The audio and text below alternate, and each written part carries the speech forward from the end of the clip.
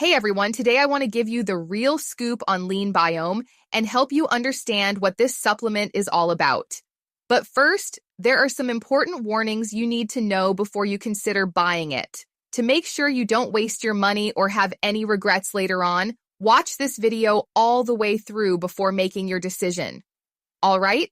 Below this video, in the description box, you'll find the official website for Leanbiome. Here's the deal. Leanbiome is exclusively available for purchase on their official website. Be cautious about buying it anywhere else because there are people out there trying to take advantage by selling counterfeit products.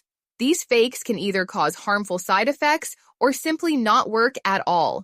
If you're serious about trying Leanbiome, make sure you're getting the genuine product, okay? Now, let's talk about what makes Leanbiome special. Leanbiome features a unique formula that combines 9 clinically researched strains of lean bacteria with Green Select phytosome, an advanced caffeine-free green tea extract using patented absorption-boosting phytosome technology. This supplement works by reducing the absorption of calories and includes clinically proven plant extracts and probiotics that help burn fat naturally. By promoting the growth of beneficial gut bacteria, Leanbiome supports a healthy gut microbiome and helps optimize digestion. For best results, it's crucial to use Leanbiome consistently every day. Skipping doses could delay the results you're looking for.